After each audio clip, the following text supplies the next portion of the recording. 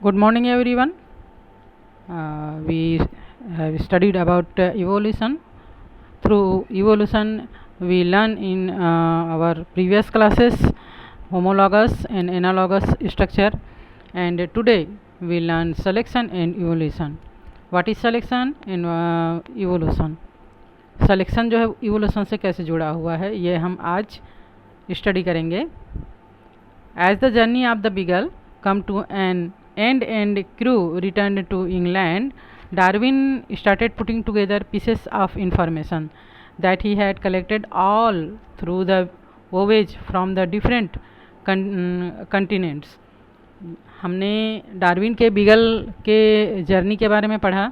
Beagle नामक ship से उन्होंने पूरे वर्ल्ड का जर्नी किया था, जिसमें उन्होंने डिफरेंट प्लेसेस में डिफरेंट लाइफ साइकिल का स्टडी किया है ना. और उन्होंने बहुत सारे कलेक्शन इंफॉर्मेशन का जो उन्होंने इंफॉर्मेशन उनको जो मिला था, जो उन्होंने कलेक्ट किया था, उसको जो है वो डिफरेंट कंटिनेंट का जो उन्होंने कलेक्ट किया था उनको रखा. He started writing an account on his observation. और इसी कलेक्शन के बेस पे उन्होंने जो ऑब्जर्वेशन किया था उसका अकाउंट लिखना शुरू किया. He was aware of the fact that human could bring about changes in characters in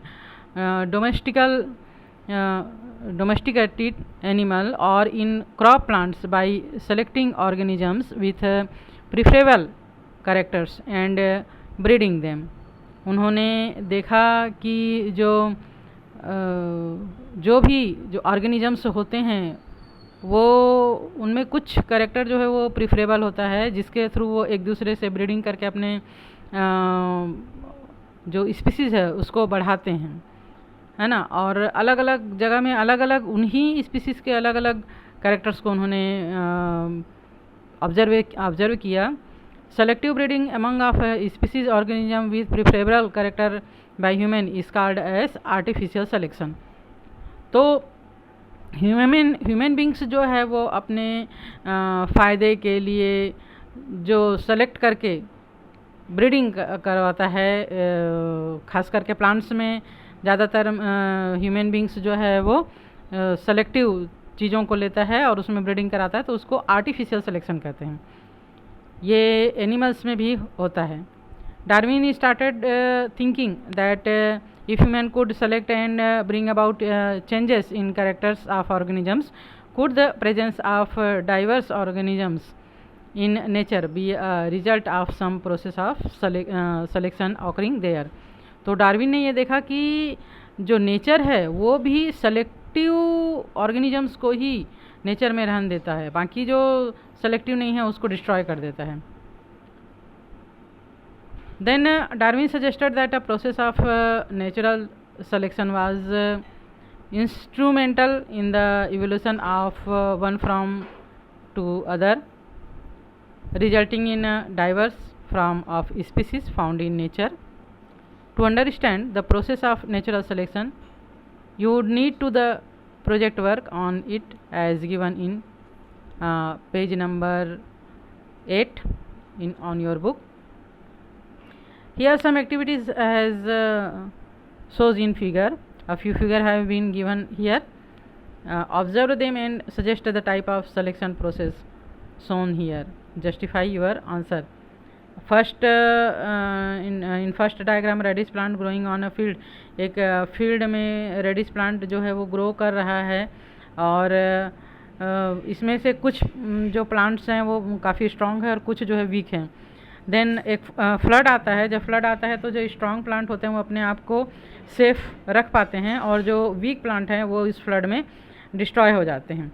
तो यहाँ पर क्या हुआ कि नेचर ने जो स्ट्रॉन्ग है उसको सेलेक्ट किया और उसको रहने दिया, और जो वीक है जो अपने आप को सेफ नहीं कर पाया वो जो है वो डिस्ट्रॉय हो गया. Nearly 2 decades after the voyage of the Beagle, another scientist named Alfred Russel Wallace set out on similar voyage from England, mainly to islands in the American and Asian subcontinents.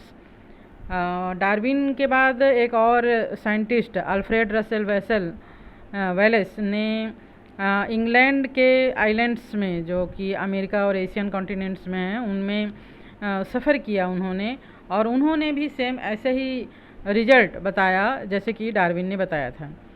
He had mainly done an extensive study on the butterflies and mammals of these regions and come to similar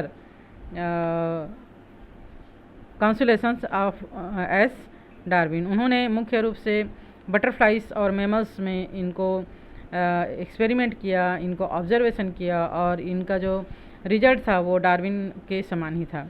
Wallace also suggested that organisms evolved from pre-existing organisms and selective process in nature occurred spontaneously and intentionally giving rise to the diverse form of species present on earth। तो उन्होंने बताया है कि जो organisms अपने आप को nature में बचा पाने में समर्थ होते हैं, कैपेबल होते हैं, वही आज अर्थ में प्रेजेंट है, और जो अपने आप को बचा नहीं पाए वो जो है वो डिस्ट्रॉय हो गए। Do you know artificial selection has lead to the evolution of different varieties of rice, wheat, etc. that we see today. Different types of vegetables and fruits have also been developed in this way. Artificial selection के बारे में अभी हमने पढ़ा था। Human beings जो है वो अपने नीड्स के अकॉर्डिंग जो स्ट्रॉन्ग होता है, जो उसके लिए फ़ायदेमंद है, बेनिफिशियल है, उसको वो ग्रो अप कराता है। ये प्लांट में सबसे ज़्यादा होता है, मैंने अभी आप लोगों को बताया है। तो ये जो है वो दो स्पीसीज़ को आपस में ब्रीडिंग करा के, इंटरब्रीडिंग करा के भी नए स्पीसीज़ तैयार करते हैं। तो जैसे आप लोगों ने देखा होगा, कभी अगर खेत में गए होंगे तो जो फार्मर होता है वो जब क्रॉप ग्रो करता है तो जो स्ट्रॉन्ग उसके सीड्स होते हैं वेजिटेबल्स के या फ्रूट्स के या ग्रेन्स के या पल्सेस के, उनको नेक्स्ट ईयर के लिए या नेक्स्ट उसको ग्रो अप करने के लिए रख लेता है, और बाकी को जो है वो यूज़ करता है। तो सेम जो है वो यही चीज़ होता है। यहाँ पर दिया हुआ है different varieties of mustard parts preferably consumed by humans, है ना। ये मस्टर्ड के दिए हुए हैं। एंड यहाँ पर और भी प्लांट्स जो है ह्यूमन बींग्स ने के द्वारा ग्रो किया गया, इसके डिफरेंट स्पीसीज़ जो है ह्यूमन बींग्स ने लगाया है।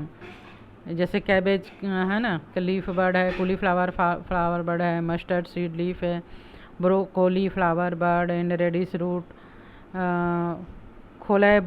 खोलैरवी स्टेम, ये सब जो है ह्यूमन बींग्स के द्वारा इसके अच्छे स्पीसीज़ जो है वो ग्रो करके अपने बेनिफिट के लिए ह्यूमन बींग्स जो है वो ग्रो करवाता है और आगे के लिए इसको रखता है। तो इसे ही कहते हैं आर्टिफिशियल सिलेक्शन। सेम यही चीज़ जो है वो नेचर भी करती है। जो स्ट्रांग रहता है, जो अच्छा रहता है, उसको रहने देती है, और जो वीक रहता है उसको डिस्ट्रॉय कर देती है। तो आज के लिए इतना ही। नेक्स्ट डे हम थ्योरी ऑफ इवोल्यूशन पढ़ेंगे।